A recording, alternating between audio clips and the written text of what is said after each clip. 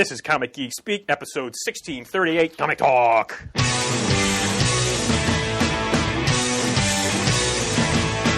got it on Wednesday, and you was talking about going to the ball club. These guys will talk about it, everything that geeks love. From cakes to laser beams, opinions like the seasons, and everything you read in comics, movies, games, toys, artists, Comic Geek Speak, Comic Geek Speak, Comic Geek Speak, Comic Geek Speak, Comic Geek.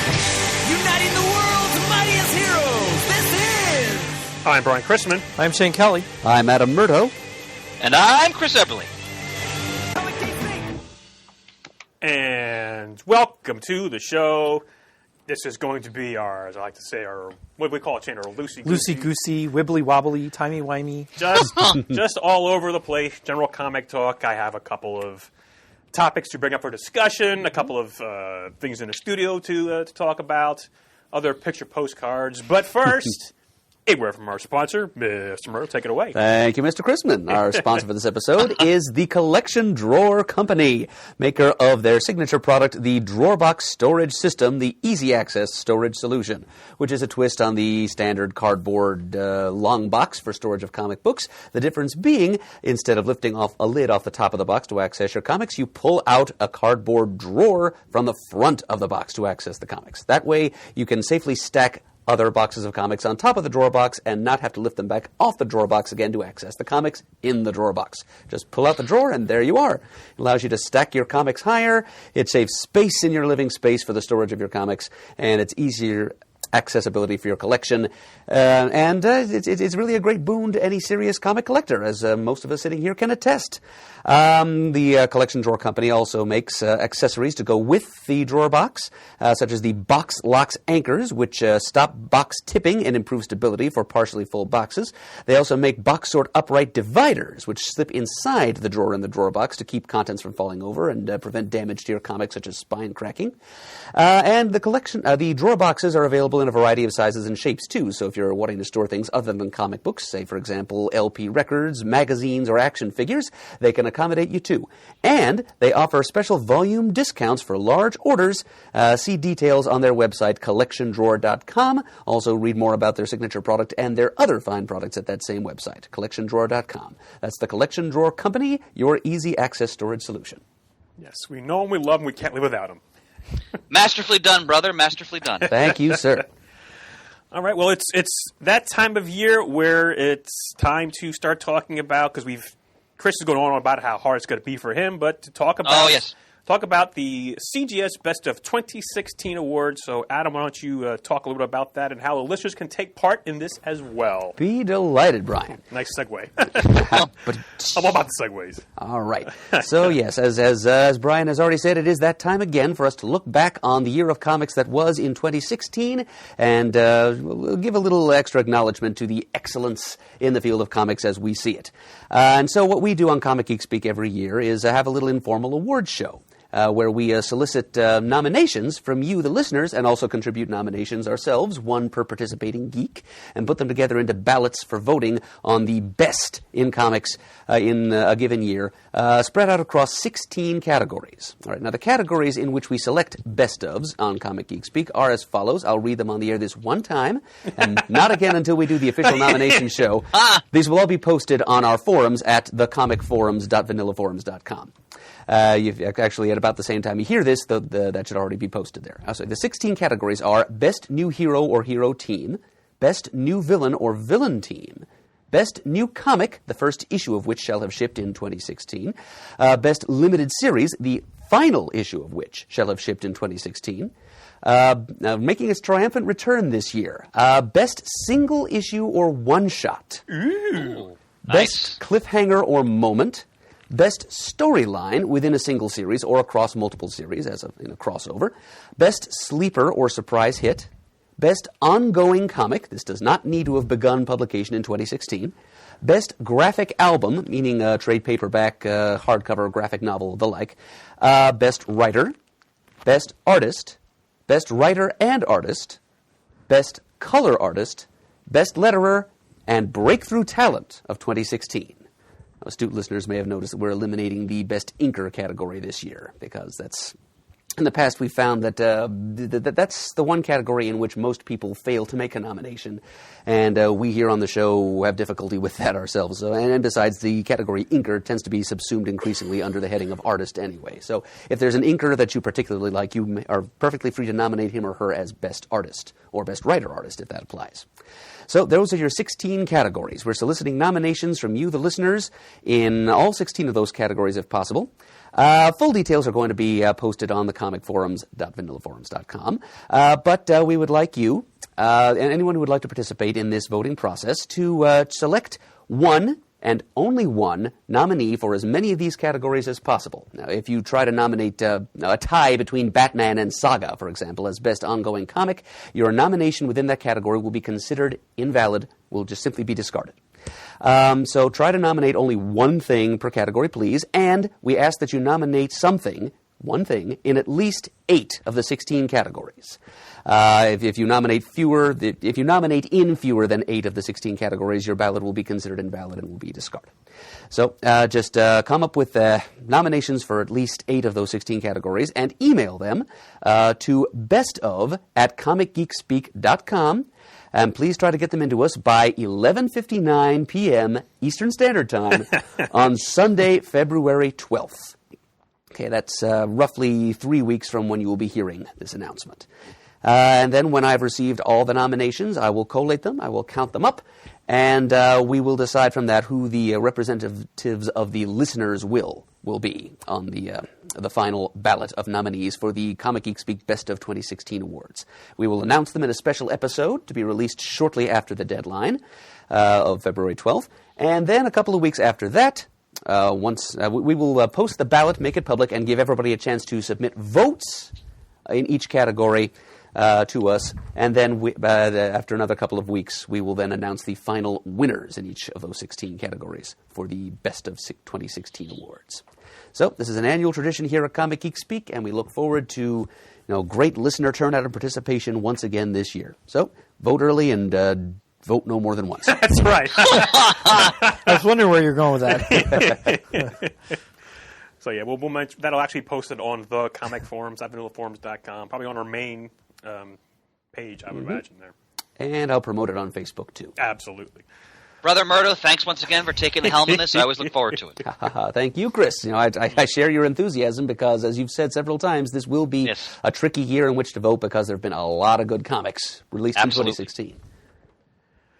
All right, so when I got here, I was doing some notes and things. It took me a while to find a pen because somebody came in recently and cleaned up our table in the studio. So now I'm having trouble finding things. What the heck? It wasn't me this time. I didn't have the keys. It looks magnificent. It was our surprise guest, Shane. Oh, she got tired of all the crap. Okay. Oh, how right you are, Shane. I don't disagree. That's usually when I get to have had enough and I get in here and I clean it. Well, enlighten what you're talking about there, Adam. Oh, yes. We had a surprise visitor. Well, Shane did, I should say. He was not apprised of her arrival, but which is perfectly fine. Yes, our friend Julie Benson, one half of the Benson sisters duo who are writing the Batgirl and the Birds of Prey comic for DC, and just plain old friends of ours here at CGS. Julie came in for a 6-day visit. Spent half of it here in the environs of Reading, Pennsylvania, and the other half out in Philadelphia. And part of her whirlwind tour of our corner of the world was a little visit to the CGS studio. Well, before that, though, Brian over there arranged for a surprise. Well, it was supposed to be a surprise for both Julie and Shane to meet up with each other at Shane's workplace, but I let the cat out of the bag to Julie in my excitement. I'm sorry, Pants, I did not read the email thoroughly enough, and then I just kind of blurted to Julie, who was sitting right next to me at the time, "Oh, we're going to surprise Shane!" And then... I didn't know that part. Sorry. That was a high point of my week, man. Pants was going to bring a package by, which is not unusual. Yeah, see, I had a legitimate excuse to come see you. That was the pretext. Every now and then, Pants and I trade books, comics, packages, whatever, at my work because it's close to where we both work, and it's convenient when he gets off work to stop by my work or vice versa. And I thought, yeah, sure, all right, no problem. And I get Pants calls me, and I come up to the front to let him in, and I thought, well, there's another person there, but that's not unusual. There are other offices in my building, so it's just somebody waiting to get in another place. I'm like, well, Adam's there. That's weird. God, what happened? Something must have happened if Adam and Pants are both here to tell me. Oh, wait. No, I know that other person. Wait a minute, that's Julie, son of a gun! So, yeah, that was a grand surprise. That was absolutely fantastic. Got to talk for 15, 20 minutes. Yeah. And, it was great. I just knew that would make your day with everything. So I'm very happy to do that. That was a lot of fun. And then, she comes over here, comes in the studio, and says, "Where's some spray? I'm going to clean this table off." Yeah, find me some paper towels. Yeah, I mean, come on, just clean it. I mean, and honest to God, I've never seen it so clean. Yeah, it's been a long time since it's been this clean. Yeah. Like I said, I couldn't find a pen for the longest time. So it was very nice of her to come and visit. Very good to see her again. And like I mentioned in the last previous episode, that the trade of Batgirl and the Birds of Prey, Volume 1, Who is Oracle, has been solicited. It's due to be in stores April 5th, so it makes a perfect Easter gift. Yeah. Easter gift. But both Julie and Shauna will be at C2E2 in Chicago, April 21st, 2nd, and 3rd. Nice. They'll have a booth. So if you want to bring your book by, they'll be happy to sign it. And now if you tell them that tell them that Pants sent you, they'll even draw a free sketch in your book for you. Oh. Now that's not true, but I'd love to see the results. It's like, come! So they draw mean stick figures. But anyway. One comment I want to make about Birds of Prey, sorry to intrude for a minute, is that I just caught up on that title. I'm enjoying it thoroughly. I want to give Julie and Shauna props because you guys probably caught this, but one of the mafia families in the story is named D'Alessandro. Yep. Yes. Yep. And it was just real touching to see that little shout out there. Yep. So well done. I did the same thing. So that was Friday when you all came to visit me at work. Mm-hmm. And I went home. I can't remember if I did it Friday or Saturday, but I caught up on everything Justice League through Suicide Squad versus Justice League issue 1 and 2. Mm-hmm. And then I reread the Rebirth and the #1 issue of Birds of Prey, and then caught up on all of them all at one shot. That was a lot of fun. And I read what Chris is talking about. I'm reading along with D'Alessandro. Wait a minute. And I go back and I'm like, son of a gun. So that was very touching. That was great to see in there. But yeah, absolutely fantastic series so far. I got a little bit behind, but it was just as much fun to sit down and read it all at one lump. Boom.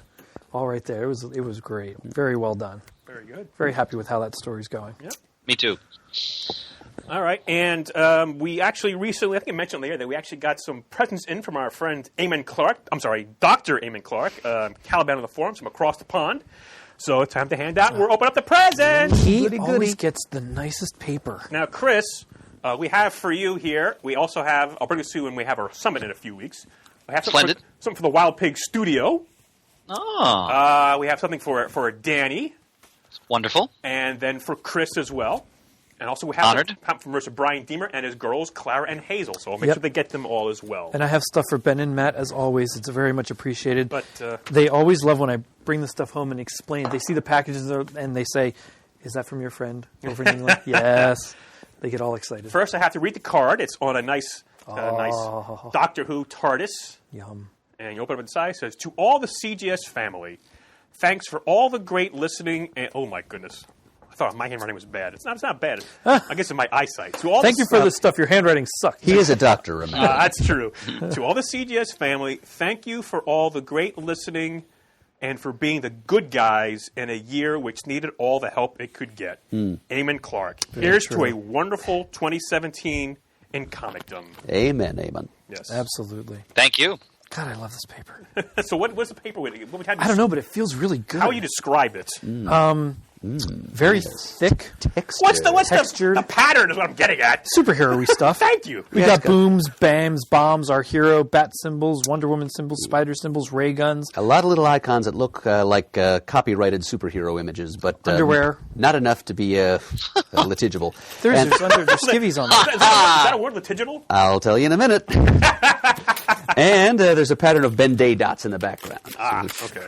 Adds to its feels nice. feel, yes. And we actually also have a package here for the CGS Studio. So let me open that one first here. It says, for the CGS Studio, because every collection should have a copy, Hellblazer 27. Now, this has to have significance. Okay, Chris, go ahead. Chris knows what it is.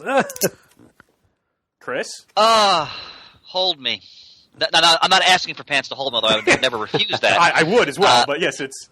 That is one of the greatest single issue stories I've ever read in my life as a comic reader. It's by Neil Gaiman and Dave McKeon, right, Pants? That's correct. Yep. And it is a single issue Hellblazer story they wrote in the original Hellblazer volume. It's one of the most poignant and moving comic book stories I've ever read. Wow.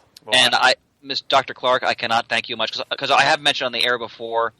If you guys haven't read it, pass it around when you get a chance. Give it a read. It's a classic. Well, I'm going to take it home with me and read it. I'll bring it back to the studio then. Who's up next?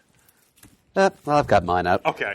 Okay, I've got the first issue of 6 of a 2000 AD branded comic miniseries called The Grievous Journey of Ichabod Azrael. Okay. And the dead left in his wake. Okay. And so it's hell will not stop him. So yeah, it's by Rob Williams and Dom Reardon, and it's pretty clearly a Western. So I like it for the name of the title character already, Ichabod Azrael. And incidentally, the word I was trying to say there was litigable as opposed to litigible. Easy for you to say. Not really. Shane, what do you got there? I have an issue of the ongoing comic book sequel to the cult hit movie Dread called Dread Uprise by Arthur Wyatt and Paul Davidson. Issue 2 of 2. I have issue 1 of 2. Nice. We can trade. Awesome. All right, well, you read that in Hellblazer. You take 1 and 2. All right. You take 1 and 2. That's fine. I'll take the Hellblazer. Nice. Thank you very much. Yes, thank you, Eamon. You are generous beyond generous. Hear, hear. And Chris, I said I will get these to you and to Danny when we see you in a few weeks for the CG Pantaloons. I'm looking forward to that. Big Summit. Yes. All right. Well, does any? Oh, you have another piece of mail there, I got something in the mail bag. It looks like a novel, The Unbeatable Squirrel Girl, Squirrel Meets World. What? A novel? A novel. Well, a novel. Prose, sure enough. Let's see. This is from Marvel Publishing, from Disney Publishing Worldwide, which is awesome. I love when they send stuff. When Dorian Green, a.k.a. Squirrel Girl, found her way into the Marvel Universe, no one could have anticipated that a character like her, part human, part squirrel, with an effusive? Mm-hmm. Effusive, wow. Yeah. Optimism and tenacious fighting spirit would make her such a phenomenon amongst comic book fans. But after destroying such villains as Doctor Doom, Thanos, and Galactus, to name a few, she truly earned the motto, eats nuts, kicks butts. Now, from award-winning New York Times best-selling writers Shannon Hale and Dean Hale, Princess in Black series, Princess Academy, comes the Squirrel Girl story fans have been eagerly waiting. Eagerly. Have been eagerly waiting. I thought you said eagerly. Eagerly. I'm sorry. That's all right. I probably said eagerly. I should not make fun. That's all right. Dorian Green as a young teen. From tackling new kid at school fears to learning to make friends along with figuring out what being a squirrel girl even means, Doreen is going to find out how extraordinary it is actually to lead. God, even with my glasses on, I can't read this. Doreen is going to find out how extraordinary it is actually to lead an ordinary teenage life can be. That's great. Wow, yeah, I had no idea they're making a Squirrel Girl prose book. That's crazy. That is awesome. Oh, that's awesome, yeah. Very good. You have something else there, Adam, as well? Oh, yeah, something else from the CGS mailbag. It's well overdue for a mention. It's been here since November. Oh, wow. This was sent to us by Matt Sheehan and Malachi Ward. And these aren't just unsolicited preview copies like Squirrel Girl here. These are things that were sent to us specifically. Because the guys have actually been listening to the show for a few years, as the enclosed note reveals. Okay. Yeah, they sent us a couple of copies of their graphic novel, Ancestor, which was originally serialized in Island Magazine, an anthology series put together by Brendan Graham for Image, and this graphic novel is also out through Image, and it's about the stormy relationship between humankind and technology, and how it progresses in the future, and how steps are taken to reverse some of the negative developments in that relationship that will happen in the near future. So it's a topic of interest to me as a technophobe. Yes, indeed. But in addition to sending us two copies actually of Ancestor, they also sent us this great drawing of the original Our Man, Rex Tic-Toc Tyler, as signed by Matt and Malachi down here on the bottom. Very nice. So that's a lovely piece of JSA artwork. Thank you, Matt and Malachi. Heck yeah. I forgot to say the Unbeatable Squirrel Girl Squirrel Meets World book comes out February 7th. Okay. $13.99 hardcover in the U.S. Very nice. And you say it smells good? It does. Good paper. All right. Well, again, you guys got to stop me. I'm going to keep moving on to other little tidbits. I hope you're going to bring up sometime that the story that you sent us saying it could be a good topic. What? The email you sent about this could be a topic to talk about? Well, yeah, that's on one of the things. Oh, yeah. Good, because, boys. Well, yeah, we'll get to that. Shane is steamed. Hold your horses there, Shane. Can I get something else first? You may. Is that all right with you? You may. All right. So, just recently, it was announced there will be a Rogue One, a Star Wars story coming to Marvel Comics this April. Nice. I don't know if you saw all about that. Nice. Featuring story content not seen in the feature film. It's going to be, it looks like a 6-issue miniseries written by Jody Houser with art by Emilio Liso. It's a 6-issue miniseries of the blockbuster film. And again, things not seen on the big screen. I'm kind of interested because I did enjoy the movie. And again, it's just, boom, you're right in there. You're starting. There's a lot of stuff you could explore in more detail. I wanted to know a lot more about this story.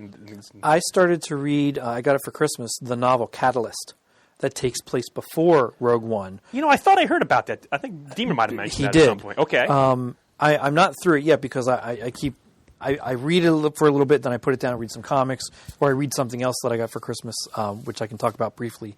But so far it's fantastic. It's got all the main characters in it that you see in Rogue One from the perspective of Krennic and Galen and their relationship, how they really came together to continue the work on the Death Star that Galen ends up being responsible for. It's so far it's a very well written book. It's a lot of fun to read, and it's neat to have an insight to things that happen before and have a direct result that you see in the movie.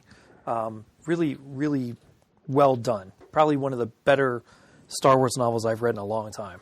Now, did you get any of the Force Awakens comics when they came out?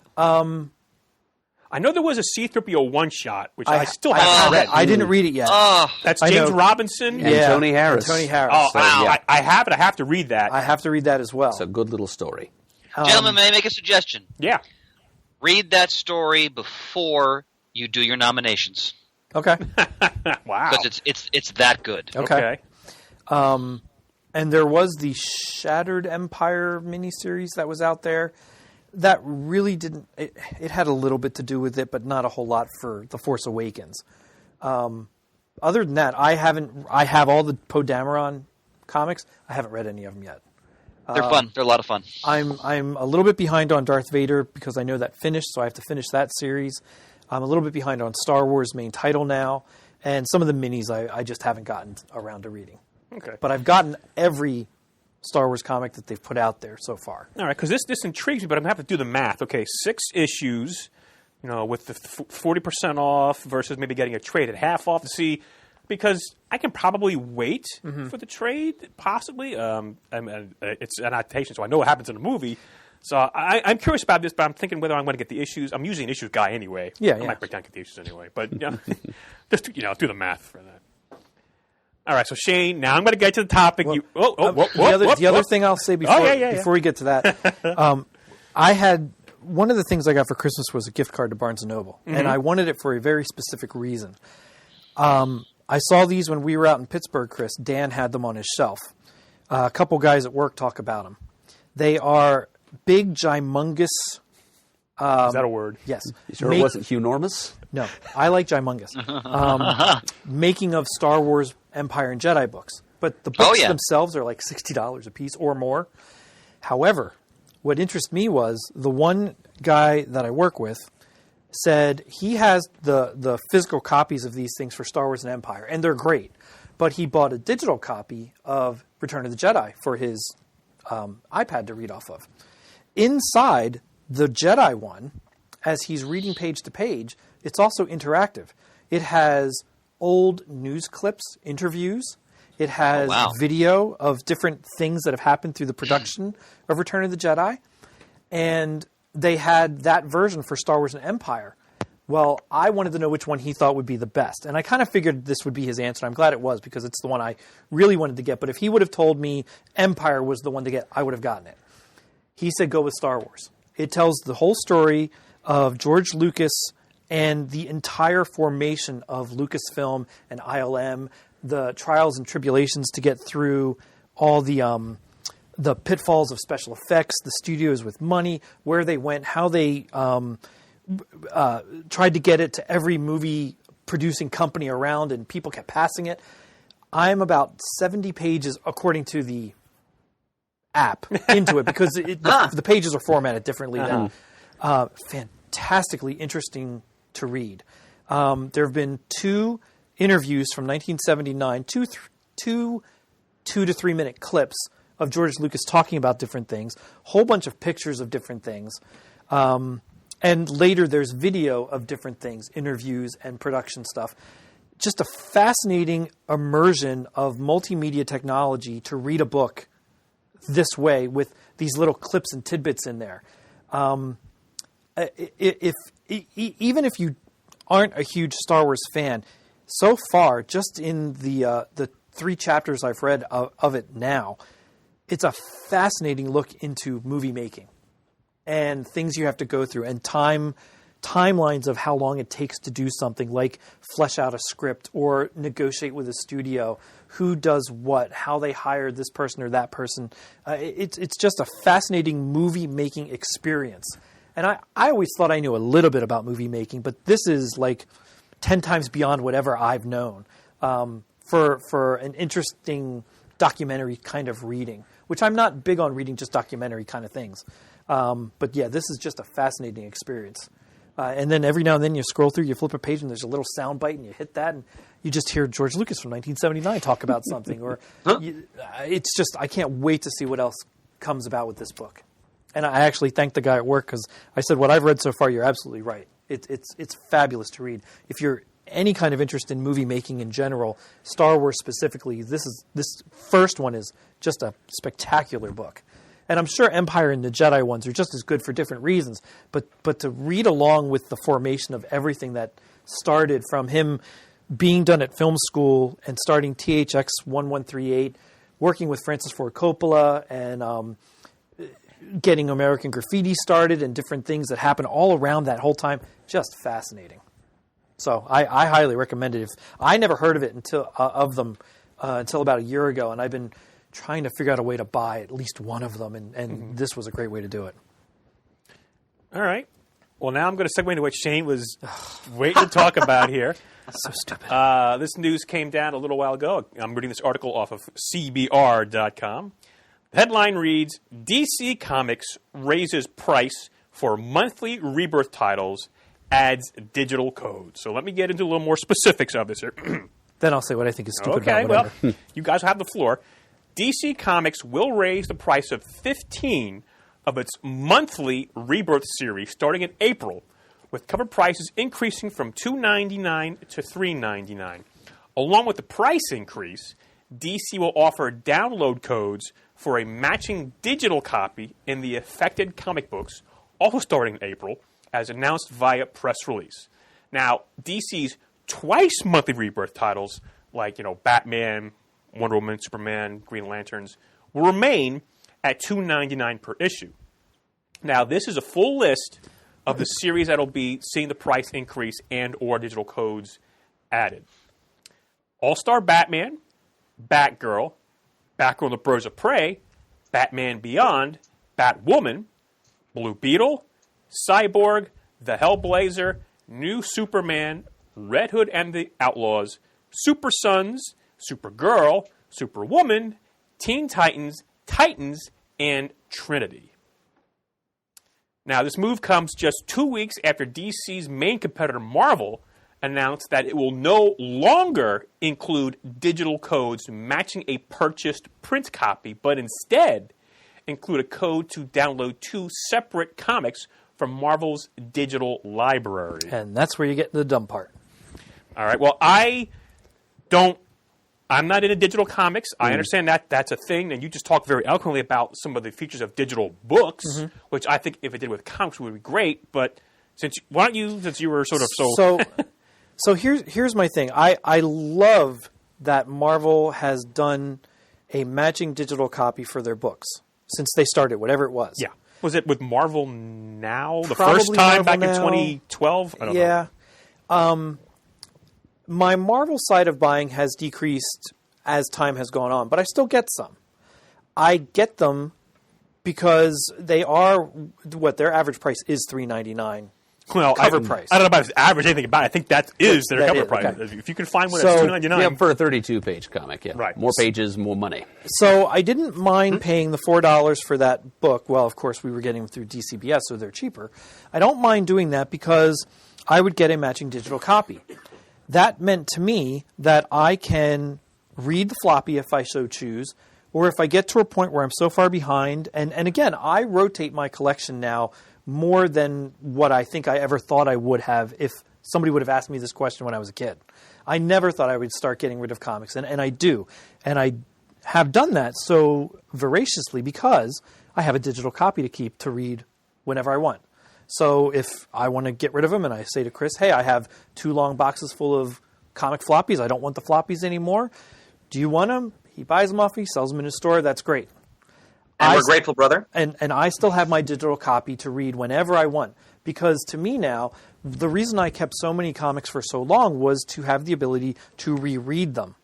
Well, now that there's I know about that. Yeah. Now that there's digital copies out there of so many things, I didn't feel the need to keep every single book anymore. So I started going through my collection for things that I didn't necessarily want to keep, but was excited when Marvel would give out digital copies with the purchase of a book for that book. I love it for the Star Wars books that have been out, for the X-Men books when I was reading more of those. The idea of taking that away and giving me 2 comics that I may or may not like or could even care less about irritates the hell out of me. Because now that's not worth it to me. Because I will just wait for a trade to come out of that series or that arc that I want to read, rather than buy the floppies, because I know I can have the floppies for as long as I care to keep them, and still have the digital copy as my archived, read whenever I want, download and take 20 with me on my iPad source. If I'm not going to get at least, I'll even give them if they wanted to keep the price the same, give you a digital copy of the issue that you have and some other one that they're trying to promote. I get that. That's fine. But to give me 2 blind copies of something that I could or could not care less about, I don't feel the need to pay. Well, yeah, I can't tell whether that's blind copies or your choice. That's what I was wondering, too. But either way, I'm still going to your point there. It's not what you're... It reads to me like it's just 2 copies. Now again, maybe you're right. And if it is where you can choose a couple, maybe that'll be okay. But part of what I like about getting all these Star Wars books is because I have all the digital copies to them as well. So at some point, when I inevitably will sell off the Star Wars comics that I have in the Marvel collection, I will still have all the digital copies. Well, now that may not be the case now. And if it's not, I don't feel the need to spend $4 for that book. I'd rather just get the trade or the hardback when they collect the story arc. That's just me. I know a lot of people don't feel that way.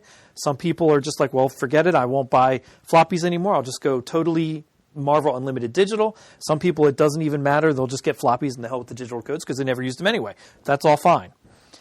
I'm happy that DC finally took a step towards doing what I always loved about Marvel's digital code program, where DC books, you buy a certain DC book, you get a digital copy of that.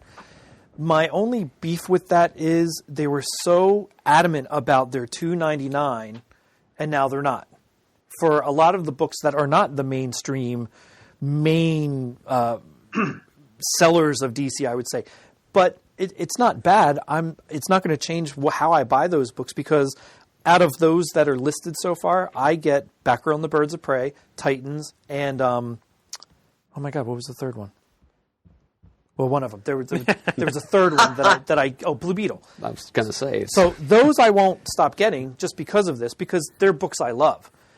But I will get a little more excited because even though I'm going to pay a little bit more, I now get a digital copy of that book to put somewhere in my archives, so that if I ever have to get rid of books, I still have the digital copy. My only beef with that, with this current rebirth thing, is they started this now a year into it. So if I want the whole series, I got to go back and buy the previous issues, which is fine. That's just my own little neurotic nitpick about it. But I am excited for that program. But for them to come in and do this now, and then Marvel to just announce that they're not giving you a copy of what you're buying, I'm like, well, that's fine. I'll just switch from getting less Marvel to getting more DC, because now I can get a digital copy of some things that I may want to read but didn't care to get the floppies for. But if I get a digital copy with it, I'm okay with that. Like that's probably more my own little neuroses about getting more bang for my buck that I'm spending, because I like having a digital archive collection of things. Because I do carry my iPad around. If I do go on a trip, I might download 20 books to read at one shot, and I don't have to carry the books around with me. Don't get me wrong, I still have floppies. I still have got a couple thousand, and most of them are Justice League, and those things I won't ever get rid of. That's my wheelhouse.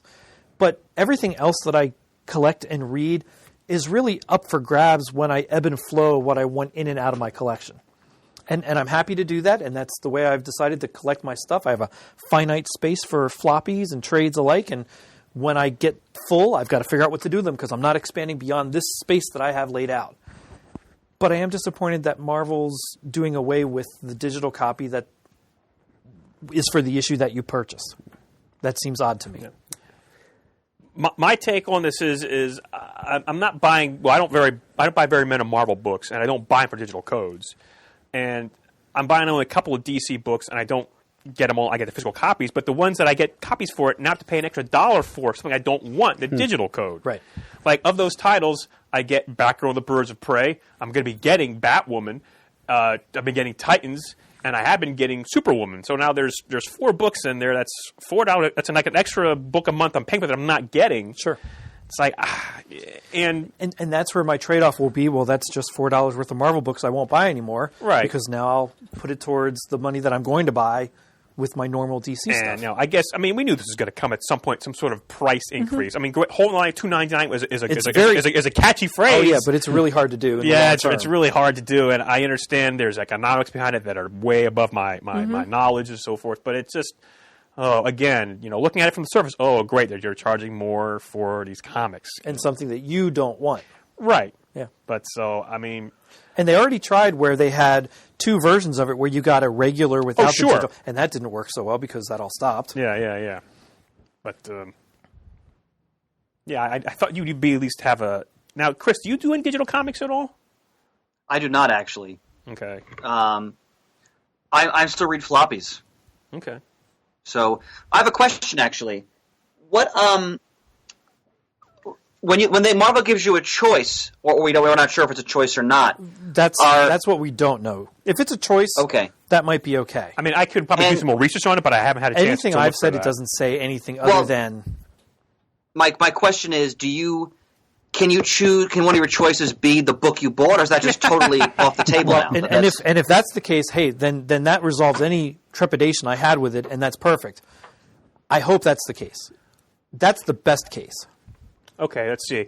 This is another article linked in that article about them. It says here, referring to the Marvel stuff, the plan is to offer readers extra content tied to a major Marvel event or series from the past. Yeah. Quote, one of the free bonus digital comics offered in February will be Civil War II #0 in time to promote the Civil War II collection on sale that month, says sales director Jim Nausedas, Nausedas.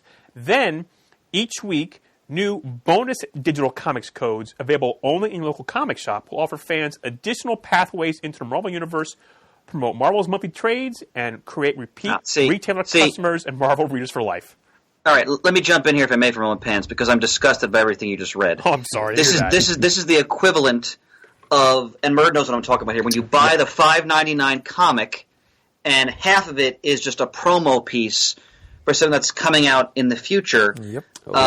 From based on what you've read, Pants, it sounds like you have no choice at all in what they're just giving you promo materials for forthcoming titles and specials and so forth. Yeah, and it says here at the very last sentence here, Marvel will keep fans abreast of which comics are included in the bonus digital comics program through weekly imprints and social messaging. Wow. Yay. Yeah, okay, now that I'm glad I looked, oh boy. Well, all I'll say is this, and this is just from both as a lifelong reader and a retailer.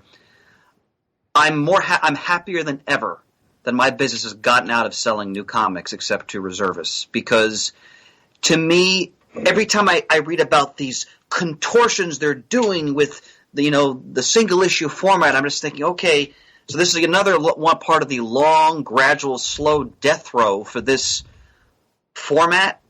And come to my store, everybody. It's all vintage comics at this point because that's where I'm having a lot of fun. And when I hear something what's clearly such a pure, cynical promotional move, at least DC's giving you some bang for your buck here if they're going to the model that they haven't done yet.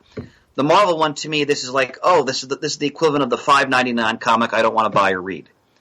I have absolutely zero interest in everything that was just described. And some people might like the fact that they can get something other than the comic they bought, and I get that. If I buy an issue of Silver Surfer and it comes with a copy of the same comic I just bought, I get where people would rather have another comic. But if you're being force-fed certain issues to promote a past event or present trades or some tie-in that's coming, well, that's no better than just getting the same issue that I already bought, which I was perfectly happy with because I liked getting that issue that I just bought because that meant I could get rid of the floppy at some point and still have the issue to read somewhere in my world. That's just nonsensical promotion to me. I do. Well, in common with Brian and Chris, as you know, I don't read digital comics either, Shane. So I really feel the worst for you as a result of these announcements, because you and I used to have a nice little arrangement where I would just forward to you the digital copies of the Marvel comics I was buying that I knew damn well I would never use. Right. So it felt to me kind of like the time-honored and much beloved practice of trading comics with friends. Absolutely. Except none of the parties involved actually have to part with the comics they're trading. It's just like, here, you have that comic, I have this comic, exchange digital copies, now we both have both comics. Yeah. But now we can't do that anymore at Marvel, apparently, because we'll only be trading like promotional materials instead of digital copies of the comics that we actually bought. And I was perfectly happy even at times paying for that kind of stuff because $1 of a download to me made perfect sense. That's my sweet spot, man. You put up a sale of comics and they're $1 a download, yeah, I'd be willing to spend $10 on 10 issues of something that I'm interested in reading or some event that I missed getting or didn't want to read, and now someone said it's fantastic, so now I could read.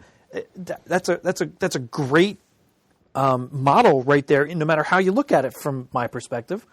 Of course, I'm not in the business, so I guess that's why I'm not in the business, because I don't have what models they seem to be looking at. But yeah, that just saddens me for what they're doing. But I'm happy DC's jumping in with what I thought they should have done way back when Marvel started theirs. So I would rather see it on other things, and I don't want to say second tier comics. That's not what I mean by that. Thinking in my head, I would have liked to have seen some of it be on a Justice League, a Batman, as well as some of these, not just exclusively these titles and exclude all the big Batman, Superman, Aquaman things. I wouldn't apologize too much for calling them second-tier titles, because I'm pretty sure that's how DC regards them. And that's sad, because they're really good books. There's a lot of good stuff in there. And what I would say to that, Shane, is, and I'm just making an educated economic guess here, is because they're second-tier titles that don't command the already infinitesimally small pool of readers who actually read single-issue comics, better they raise the price so they can actually keep publishing them than just ending all those titles, because I'm sure they're read by a tiny fraction of an already very tiny reading population. Quite possibly. So that's just an educated guess. And we're kind of a unique perspective there for the most part. As much as we like some Marvel titles and books, the three of us in the room, and Chris I know is more of a Marvel guy, but the three of us are really more DC readers traditionally. I know we've all read Marvel stuff. I've had a huge Marvel collection. I've had a tiny Marvel collection. I ebb and flow with going between DC and Marvel just on how good or bad their storytelling is or things that interest me. There's nothing wrong with that. They themselves go through it when creating events in Marvel now and DC Rebirth and here's and whatever. That's the nature of the beast. I'm just disappointed in getting something from DC and losing it from Marvel all in the same span of 2 weeks. Getting something and also paying a little more for it. Yeah. You see, that's I'm kind of in the boat that Brian is, in that I do read certain of these formerly $2.99 published once monthly titles from a deep rebirth wave that are now going to be $3.99.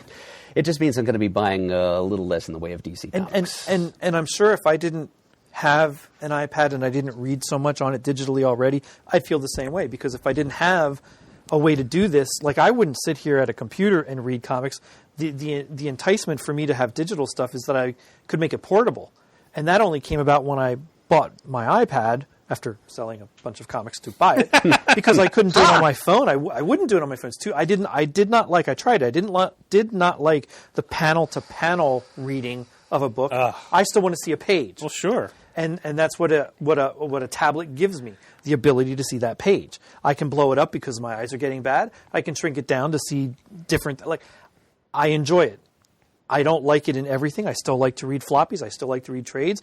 I still read Star Wars novels in a nice hardback book, but I still read other novels on a digital format. I mean, it's whatever I like, and I know that's my own personal taste. Other people are all digital or all paper, and that's all fine.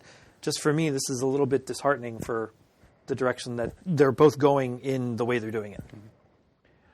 Well, I came across another article this week. A lot of good articles coming out this week on some of these websites. This is from Newsarama, and the title of this article is the comic industry being oversaturated?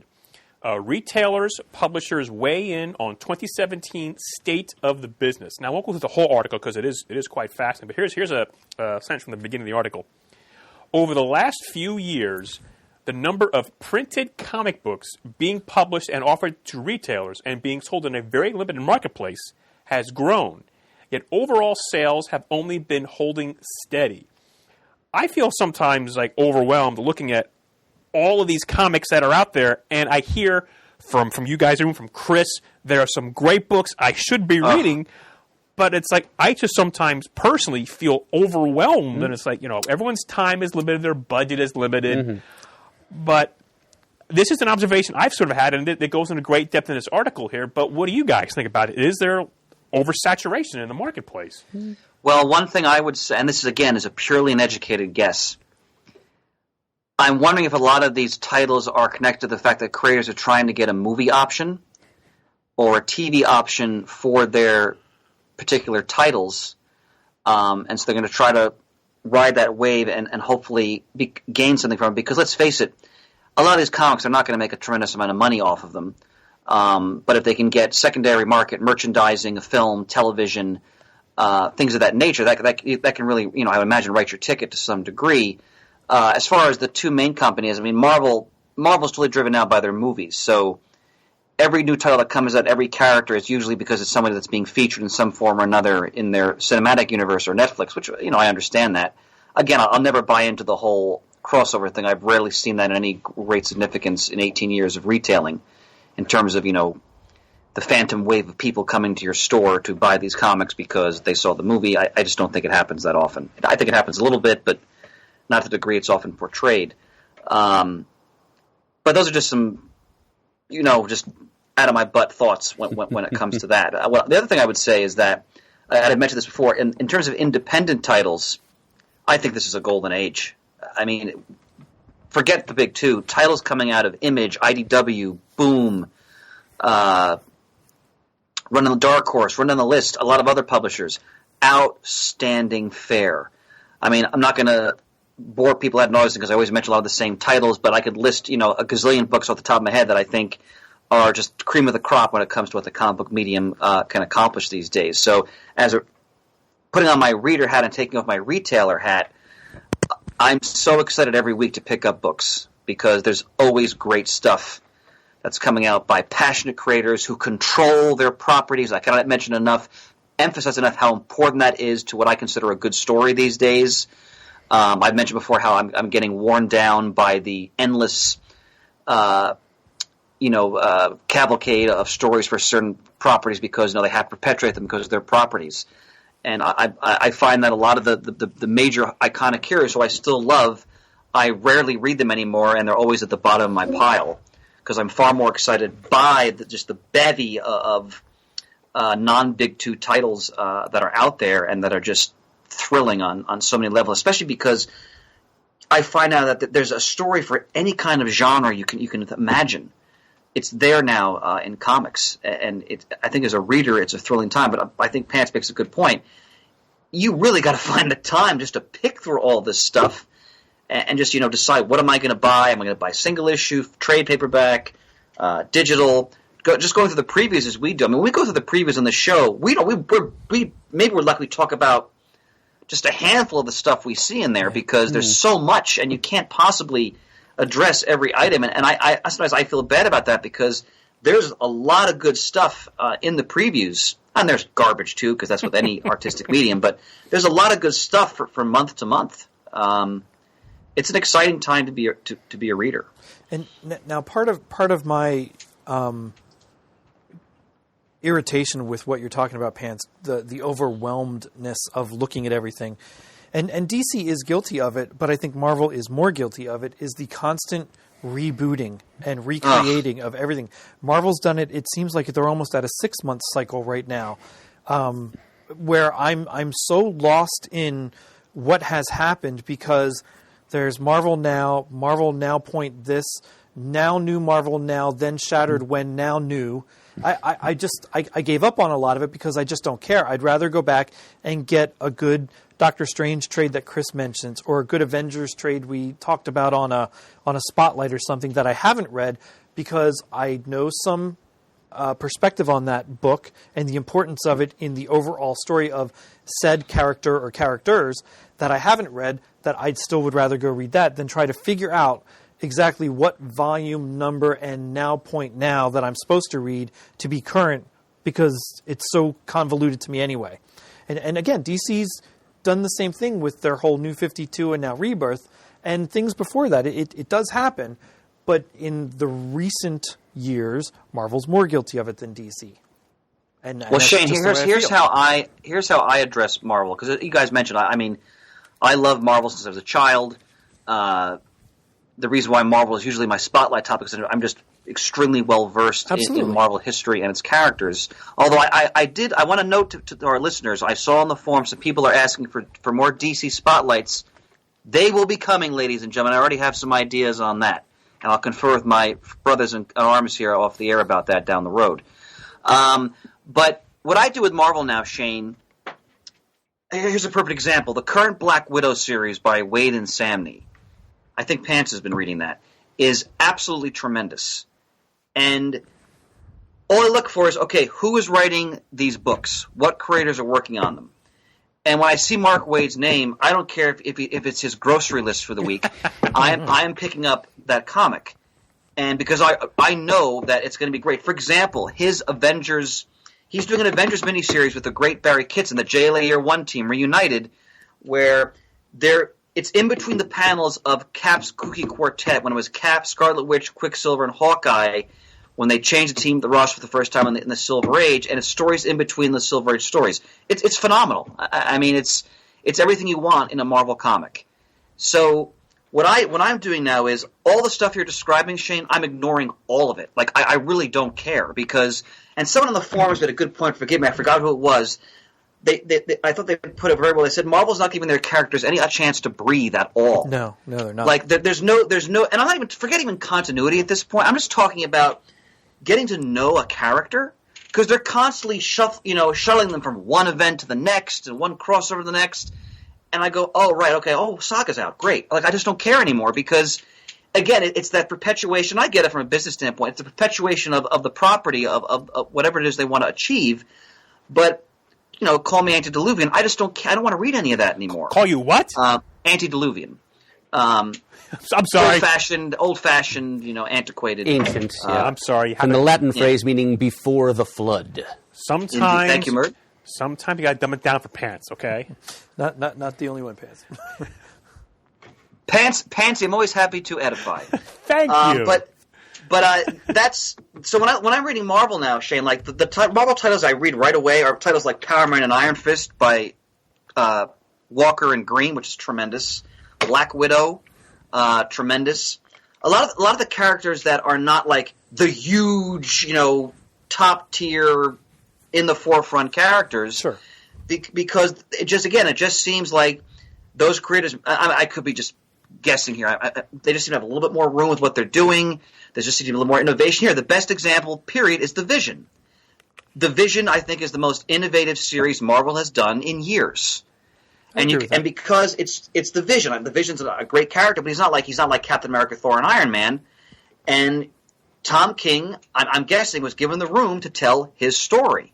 And you know what? It's an Eisner quality story, as far as I'm concerned. It's one of the most exciting Marvel titles I've read in years. Well, and because I'm sorry, one more point. I apologize. Because it wasn't bogged down in all of the stuff that you described. I mean, I think Deadpool's a fun character. I enjoy Deadpool. Do I care about the gazillion Deadpool titles that come out every month? No. It's that. See, when I think about saturation, that's what I think about now with new comics. And yeah, it must be working because they keep doing it. I guess if they're not, I don't know what kind of business model that is, but I guess it's working because they keep doing it, so they must be making enough money at it. But for my little, itty bitty, hill of beans, as Pants would talk about, it just doesn't do that much. I mean, for me anymore. When I was a kid, like growing up in the '80s, and even reading comics in the '90s, a crossover was exciting. Like Age of Apocalypse, that was exciting. That was brilliant because you felt like that meant something. Like there was real meaning behind that story. There was impact. There was significance. It reverberated long past after it was over. Now you go from one crossover to the next, to the next, to the next, and I'm just like, a lot of them just don't feel like they just mean that much. And when they're $3.99, $4.99, and if they don't really mean that much, who cares? Well, and to piggyback on that, with what you're talking about reading, especially now with this whole digital announcement, I'm more inclined to put whatever title I am interested in on a little list I keep of what trades I want to get eventually. And go at it that way, because everything, for the most part, is written for the trade anyway in 6-issue arcs. So if the Marvel stuff is going to be if it's going to take away that digital part that I enjoyed the way I enjoyed it, and they're going to continually just event after event after event and new character in a way that I don't appreciate, then what is interesting to me, like the Black Widow or the Avengers that you're talking about with Mark Waid, that goes on a list to get the trade when it comes out, because I know inevitably that trade is going to come out. And if it doesn't come out, then 2-3 years down the road, I'll find in bargain back issues. Shane, the trade will come out. It's going to come out. Have faith. But if it doesn't, I can always go to a dollar bin and pick up books a year after the fact or 2 years out, whatever it is. I just keep my little list of things that interest me, and I will get them when they're cheap. And one other point to make about that is, right. I want to reemphasize when we talk about, when I talk about a golden age for a reader, yes, I'm referring more to a lot of the more independent properties, but there's a lot of great Marvel and DC stuff out there too. Oh, there is. And there's a lot of great creators working on all these properties. It's just you just have to kind of move through a lot of stuff to find what works for you and what suits your taste.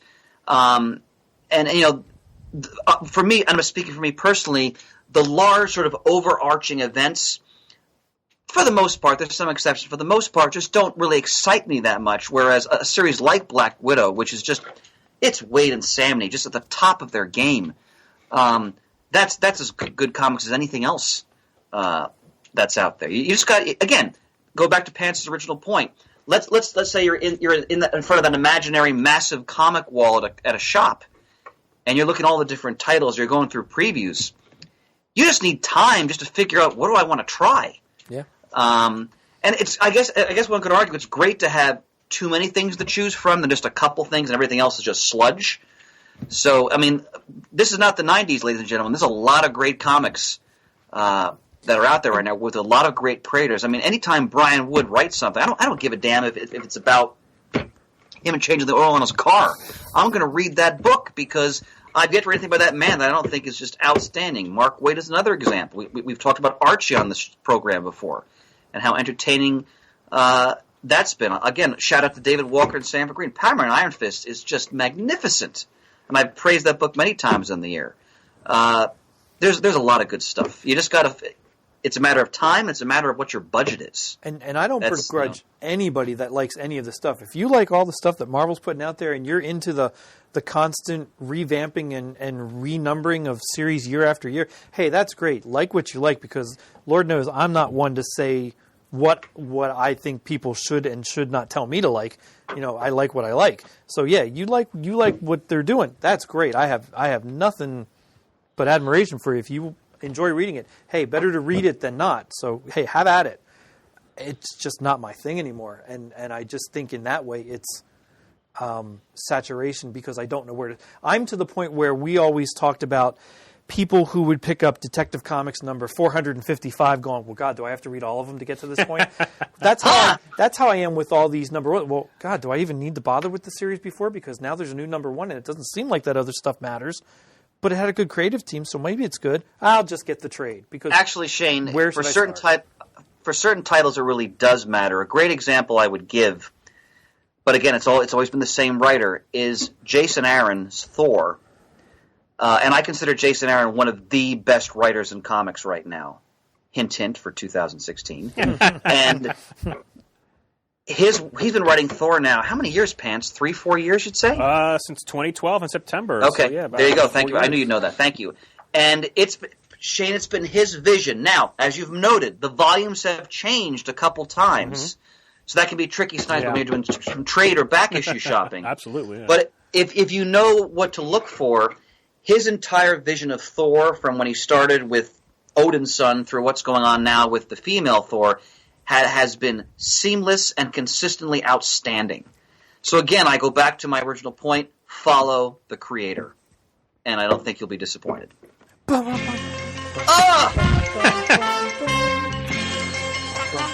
So pluck my invisible strings with quiet dignity and grace. Once again, it's time for our trivia segment here on the show, Muddle the Murd. Let's jump right into it. Actually, but what they're playing for right now, we haven't had a prize to give out quite a while, so I went down next on the list. We're going to give away 2 pieces of art from our anonymous art collection, because the first piece is not quite finished. The first piece we're giving away is a Katie Cook sort of work in progress. This, I believe, Shane, is Ahsoka Tano. Oh, Ahsoka Tano. So, such a great character. So the Star Wars, the Clone Wars animated series. Yes, and I could tell you more, but I'm not going to because I would spoil things. So we're giving that away because it's not 100% finished. We're also going to give away a Grant Gould sketch from Wolves of Odin. So both of these prizes could be yours if you muddle the Murd. And our contestant for this episode is, speaking of Marvel, Mr. John Morrissey. Oh, yes, Big John, the Marvel Man on the forums. Correct. Yes, all right. So I'll prepare an envelope with which to mail these things to Big John at no expense. If you're muddled, he goes, "Greetings, CGSers. It's time for me to take," and this is back from May of last year, so it's sort of been in our queue for quite a while. "It's time for me to take a shot at muddling the Murd. In truth, I'd be happy if I managed to stump the Great One on just one of 3 questions. Without further stalling, away we go. Question 1, DC 1970 to 2000. Kilowog is renowned throughout the Green Lantern Corps as the primary trainer of the Corps' recent recruits. Of the Corps' newest recruits. Kilowog is originally from which planet? Bolavax Vic. Of course! Come on! That was the tip of my tongue. It's like, I knew this question. Oh, my God. Thank you, John. I can't. Anyway, so. Well, I might as well just keep going on anyway. Yeah, Question 2, Independent 2000 to present. The 6th gun centers around a set of 6 pistols, each imbued with dark powers. The guns are numbered. To whom does the titular 6th gun belong? The devil himself. No. Chris, you know this answer by any chance? I do not, my friend. Okay.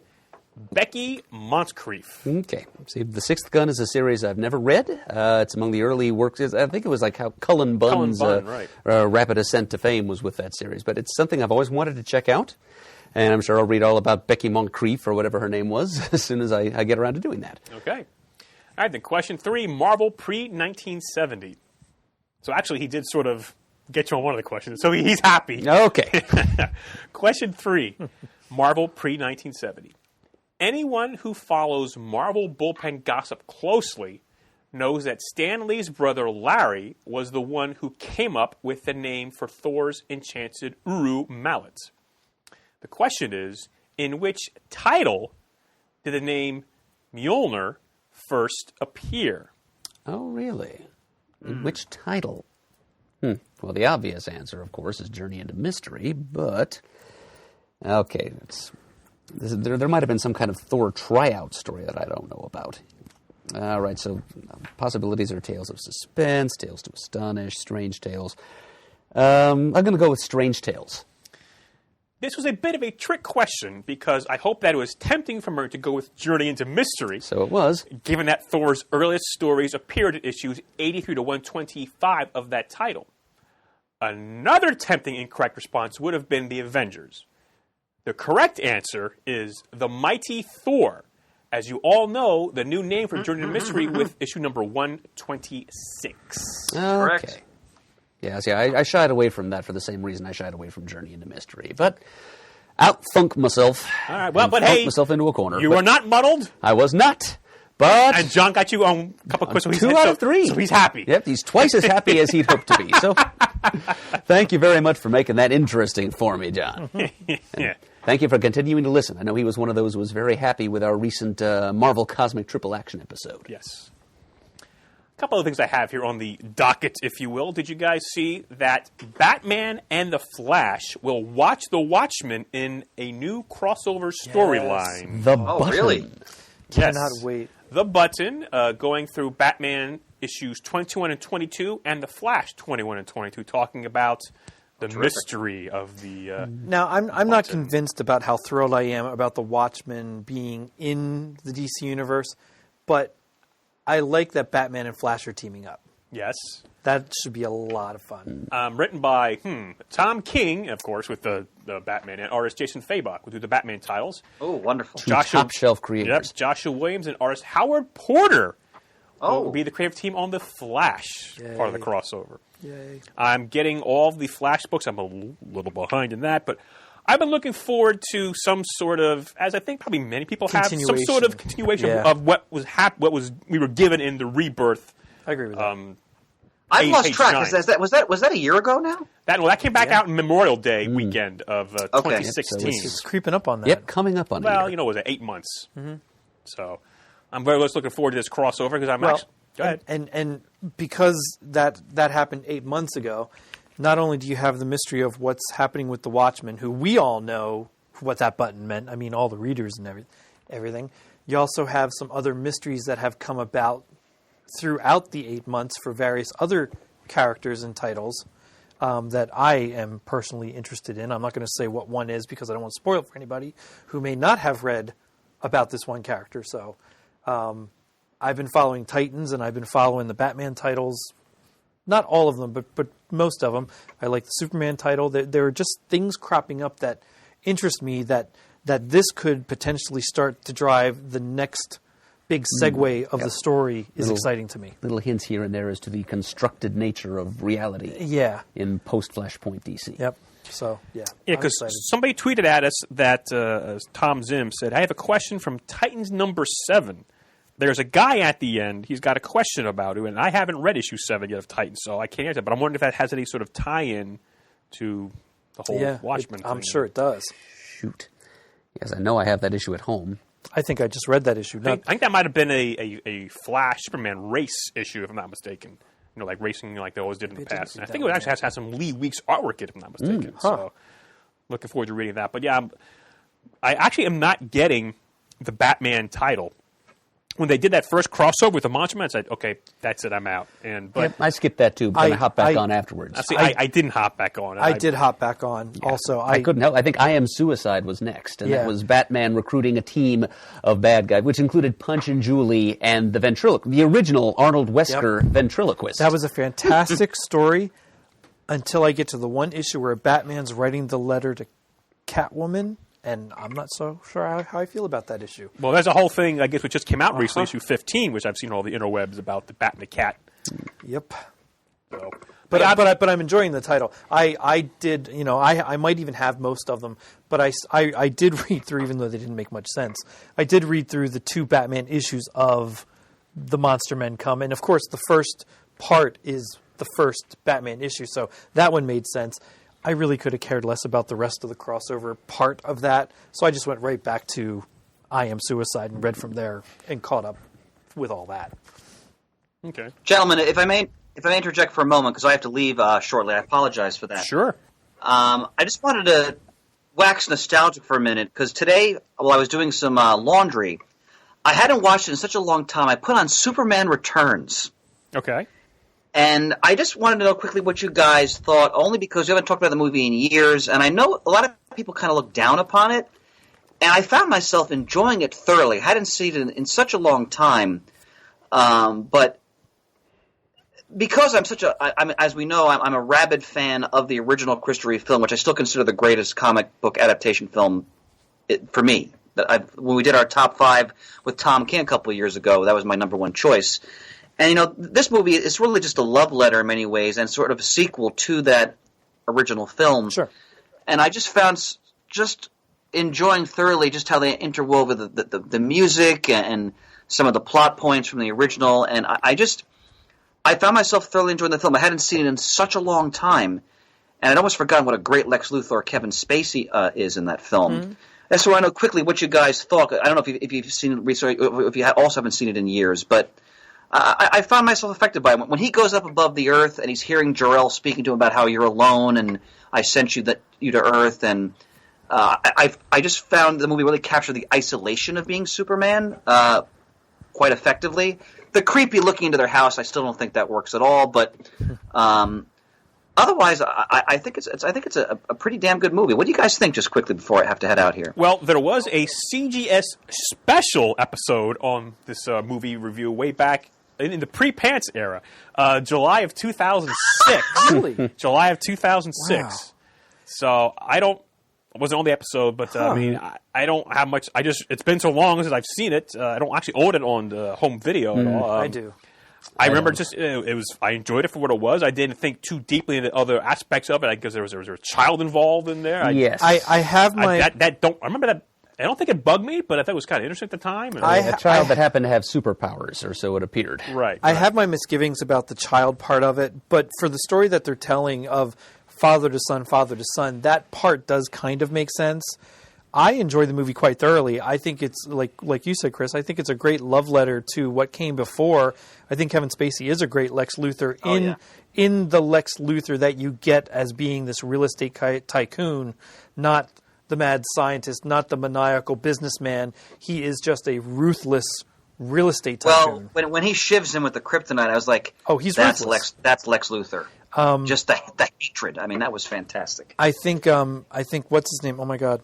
Brandon Routh plays a great Clark Kent, a little bit better than he plays a Superman. And I didn't have problem with him being Superman. I thought he was quite good, but he does play a better Clark Kent than he does Superman to me. But I enjoyed a lot of that movie very thoroughly. And I still do. I mean, I haven't seen it probably in 6 months to a year, but I have watched it multiple times since I've got it on Blu-ray or whatever I have it on. I haven't seen it in 10 and a half years because I was on that movie review episode. Okay. I was participating by phone from Stone Harbor. I remember getting a little frustrated with Jamie and Brian Deemer because they were agreeing with each other that Superman is at his best when he's suffering, and there are a few things that Jamie has said with which I disagreed more strongly. I still love him like the brother, but as a brother, brothers don't always see eye to eye. I did not like the movie at the time, which is one of the reasons why I haven't seen it since. We went to see it. We went to see it in IMAX. That's correct. In Norristown. It was a free comic book day? It was, yeah. I don't think I was there for that one. I think I couldn't make it. Yep, we made a big crawl out of it. Visited a few different shops, went to a sushi buffet, and then we saw Superman Returns. Hey, wait a minute. I think I was with you guys, because I remember the sushi and everything. I guess I wasn't on the show at that time. Yeah, I was okay. That's possible. This is very early days. Yeah, that's right. I was on that trip. Because remember, you were driving, and Brian didn't care for your driving at him. Brian didn't care for it. Matt didn't care for it either. I remember that distinctly. But I remember sushi at not being there because I never made it to the sushi place that you guys visited quite often. Anyway, I'm sorry. I just No. When you said sushi, oh my God, I remember the sushi. It was 10.5 years ago. I remember the sushi. That's all I remember about it. It was good sushi, and there was a lot of it. But yeah, as to the movie, you're right, Chris, in that Bryan Singer was a dedicated fan of the Richard Donner and Christopher Reeve series of films. But as far as it being a love letter to those films, if it is such, it was a creepy, sociopathic, unhealthily fixated stalker's love letter to them. It felt to me like a Frankensteinian resurrected mismatch of dead body parts of those original films. God, it's like it managed to replicate the form and structure almost slavishly of those films, right down to specific quotations from those movies, but none of the joy, none of the vivacity, none of the hope.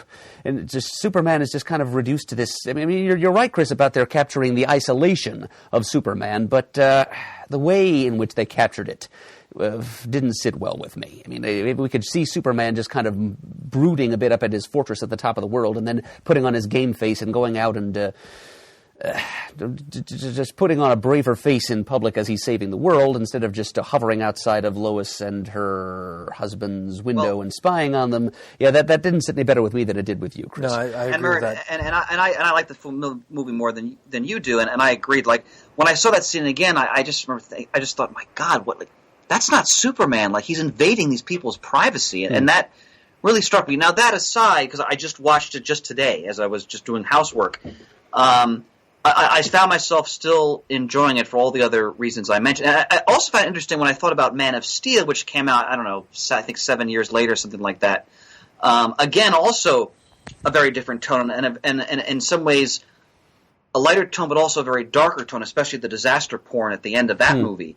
So it's just interesting where like the Superman movie property has gone in like the post-Reeve sort of era. I'm just interested to see where they're going to take the character in the future.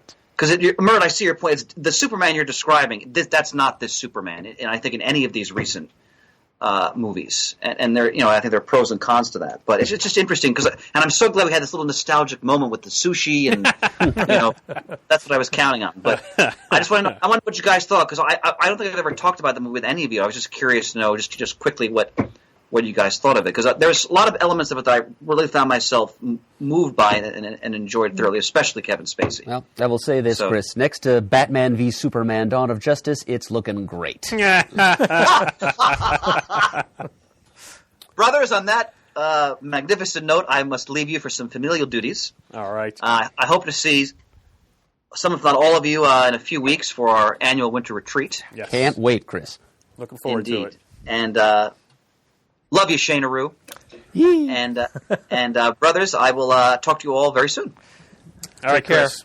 All right, good night, my friends. Have a good night. All right, good night. Ciao. Ciao.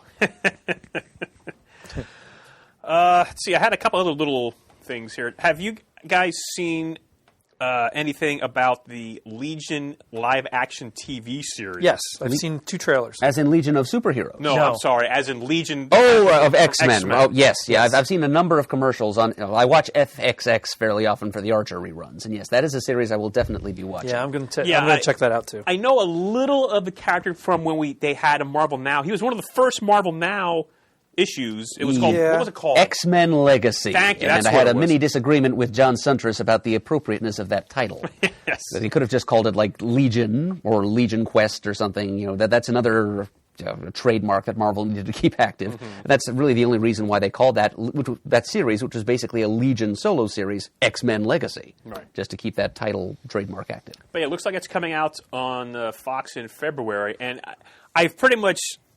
I think I might have seen a few commercials doing some of the football games, and just didn't pay attention to them. But I see Aubrey Plaza is in it, you have my attention now. Easy on the eyes? Absolutely. I think the actor who's playing Legion was in Downton Abbey. I have to check that. Oh, my God. Really? I want to say he was... I don't want to say... Dan Stevens. I have to look it up. Well, I'll look it up right now as we go through. Because I don't want to say who it was because of what happens to this character in Downton Abbey. People who did you watch Downton Abbey? I did. I watched the whole thing. Yeah, we're fist bump there. All right. Fascinated. It grew a little bit long on me by the last season. Yeah, he wasn't Downton Abbey. All right. So okay, wow. That's why I was going to... I wasn't going to not that I wasn't going to watch it. Of course, I was going to at least try it. But when I saw he was in it, I'm like, ooh, I really liked him in Downton Abbey. I'm going to watch this a little bit more enthusiastically now. Yeah, I came across an article on the Nerdist. The article says, Legion will blow your mind like no live-action X-Men has before. And they review it, and they give it like 5 out of 5. 5 out of 5 burritos is what they give it. It just looks really good. Yeah, it looks surreal, outre. I mean, it looks like it came sprung right out of the minds of Bill Sienkiewicz. Yeah, there's some little. There's one shot of like a statue of a frog smoking a cigar. It's like that's just as kooky and random as one would expect a Legion series to be.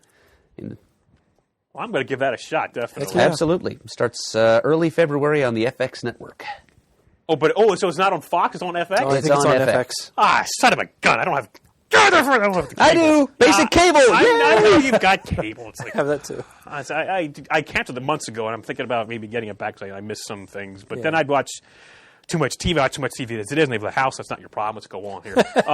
So I saw this today. This was hot off the presses today. This tickles my fancy. Again, it came off of the Nerdist. Gilmore Girls meets Murder, She Wrote. I read that today. An epic comic crossover. Yeah, I saw that. This was a one-page story. It's is it 9 panels here? What it looks like, 9 panels, written by Brian Michael Bendis. This has a gift for somebody. Let's see if I get the details of the gift right. Somebody who works, I think, for Dark Horse, got it for his wife. Drawn by Mike Norton, colored by Dave Stewart. It's like, wow, this is amazing. Wow.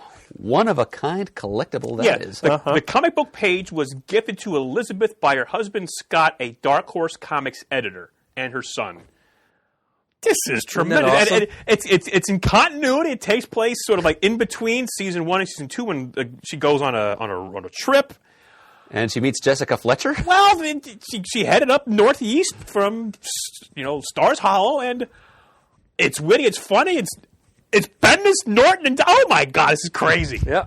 So I saw it today and said, wow, that is really, really awesome. Mike Norton goes all out for gifts. I think is what he was. I saw on Norton's Facebook feed. He posted that just a couple hours ago. Yep. And he just he finished penciling the last issue of Revival. Yep. And I still didn't binge that yet. I got to binge that so I can get read everything and not spoiled by anything because I have all the issues. I've been buying them all to support Norton because I'm supporting Norton. Right. And fell off in maybe like around issue 10 or whatever. But I keep buying it and that was pretty damn cool. Anything else? I'm sorry I monopolized so many of the topics. I think guys monopolize away. Those were fine topics to talk about. Other than I'm thrilled, I sat down this weekend and took some time. Every waking free second I had when I wasn't doing something or even just hanging around the family, I dedicated to catching up on certain things. So like I said, I caught up on Batgirl and the Birds of Prey, Batman, all the Justice League stuff. Just a lot of fun to be able to sit down and read 6 issues at a shot without freaking out about not getting to read comics. So I had a good weekend to do that. That was fun. Excellent. All right, I guess that's it. We'll wrap it up, call it a day, call it a night. Sure. All right. Fair enough. All right, let's give an extra vote of thanks here, though, to our sponsors, the Collection Drawer Company. Visit collectiondrawer.com to find out all about them, about their signature product, the Drawer Box Storage System, and what it can do for you and your comics collection. Absolutely. Visit us at comicgeekspeak.com. To send us an email, the address is comicgeekspeak@gmail.com. To leave a voicemail, the number is 267-702-6642. Stop by thecomicforums.vanillaforums.com. Let us know what you think of the topics we discussed. Please don't yell at me because I'm the way I am with my digital stuff. Follow us on Twitter, like us on Facebook. Thank you to everyone who contributes to the episode. Send in another Muddle the Murd because we just used one, so we could use another. There's a few in the queue, but yeah, absolutely. Doesn't matter. Keep them coming. Yeah, keep them coming. We got plenty of artwork to give away. Katie Cook art on the line here, folks. That Ahsoka was so awesome. And as always, we are uniting the world's mightiest heroes, one listener at a time.